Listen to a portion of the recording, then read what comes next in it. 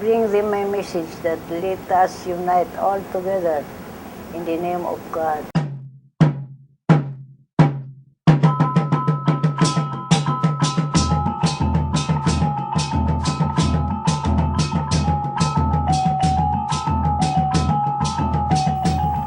He was a very brave man. Number one, nobody can dispute that. Matapang. Especially in defending our cause, bangsa natin. Surface talaga ang kanyang pag-defend ng ating bangsa. Nang nagkaroon yung March 18 massacre sa corridor. At that time, wala pang MNLF.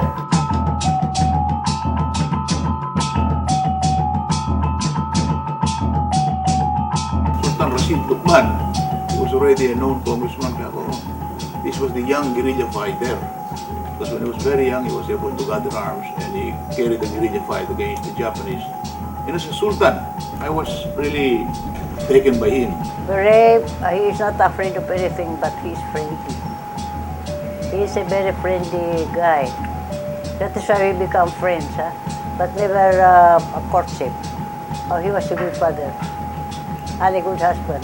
I remember him as Sultan Harun al-Rashid Lucman. He was most of the time when he's in Manila, he would be with then Senator Ninoy Aquino.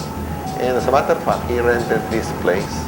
This floor itself was his office, the whole fifth floor. And I used to see a lot of people from Mindanao coming to visit him. And most of the politicians would come here, but they were very young people. In fact, even I recall Miss Wari used to visit him. I am very proud of him talaga, very proud of him. At least sa generation na ito, we happen to have one leader like him who stood thick and thin behind our cause, champion ng freedom ng bangsa natin. Rashid himself was some kind of a modern Kudarat because he was uniting the Filipinos overseas in our movement against the dictatorship. He was a very good friend of Ninoy. And whenever I remember during the problem that happened in 1971, Plaza Miranda Bank, I remember when Ninoy was going around the hospitals to check on those who were injured. Si Rashid was with him.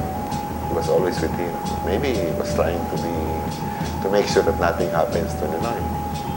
We did not quarrel. We don't quarrel. Because we are friendly in our marriage. He respects me and I support him. Yeah, he had a good humor. Every now and then when we were here in his office, he would be talking about yung mga casual things. He was a great guy kasi he can talk about so many things.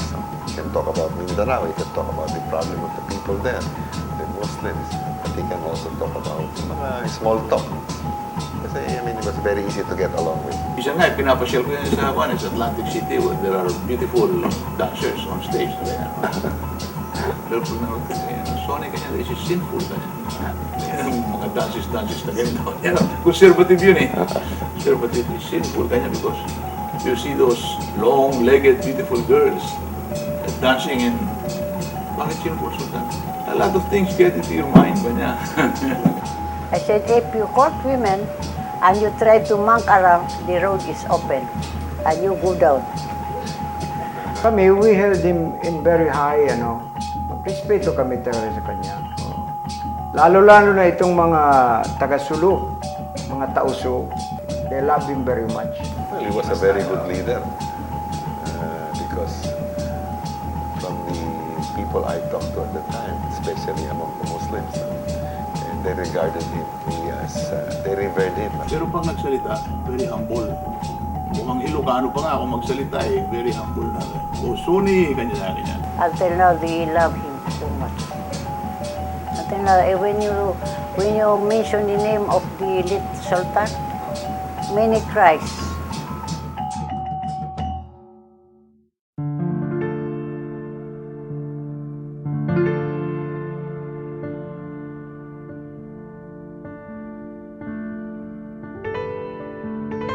He never gave up. What his principles were. His thinking, administration at the time was sending him feelers to come home to the Philippines and to cooperate with the people people here, with the government here at the time. So long as, I think, to pledge his loyalty to the new government. But he did not want to. Sabi niya, I'd rather stay abroad. Miski nahirap ako dito, I cannot sacrifice what I have been fighting for. Sabi niya, so si Ninoy at the time was still in jail. So every time I would visit Ninoy, I would tell him about Rashid. Sabi niya, buti pa si Rashid, hindi may bigay. Sultan Rashid Lucman is a beacon, a symbol of the courage, the gallantry of Filipino leaders who stand up against forces that would stifle our democracy. Lahat tinapon niya doon. Pati yung life buhay niya. His comfort, he was a very rich man. Alam ko naman. But pumunta doon to live a life of exile. But he was one of the very few who did not leave Ninoy. So he was with the opposition until the time he passed away. When he was sick in the hospital, and then Mishwari went to visit him. And that's all that he told him. If I go ahead of you, young man, you must remember that this world, we are just passing by this world. And be friend with anybody who quarrels with you, anybody who don't like you, and anybody whom you do not like. Be friendly to all of them. And that is how to be a leader. Before namatay yun, pinuntahan ko pa yun, inalikan ko pa diyan. Nagsabi siya, puntahan mo na si Dr. Nasib, tell him to forget about me. Mag-unite na lang kayo with such salamat. He said that. Oh, yung sinabi niya, he was very, very honorable, very gracious. I think that's a very big, very important statement. We cannot forget him for that. Puntahan mo na si Dr. Nasib, na ganyan. Yeah, that laid the foundation for itong yung pagpunta ko kay Ustad Salamat, pagbalik na dito, pagpasok ko rin, 3 beses kami nagkita-kita. I visited him in a hospital. I did not know that he was very sick. And when I saw him, nahiga siya. So I embraced him. No? He was more or less medyo naiyak. No? And that was the last time I saw him when I left. Then I heard he passed away. Unfortunately, he did not live to see the dawn, the day of democracy. He was the defender and the champion of our people's cause noon. Ito akala ninyo, I can stay too long dito kung di ako na-inspire nila. Na-inspire din ako yan. So I'm very grateful. When remember at 11 o'clock, the people round up in Kabaw. Yeah.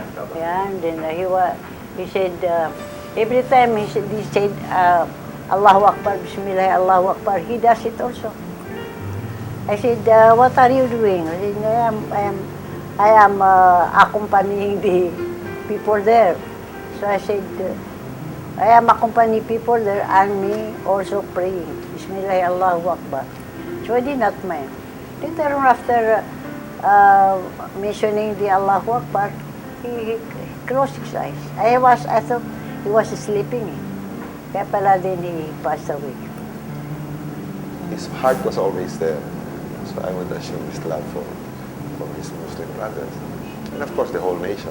Unity, brotherhood among Filipinos. No conflict. He was like that. Serve his purpose. He had become a catalyst to the young people, all like that. Ang problema lang, yung nakaano sa akin, kung yung legacy niya ay pabayaan. That is the greatest tragedy. His protection to the people and protection to Islam by holding your prayers every day.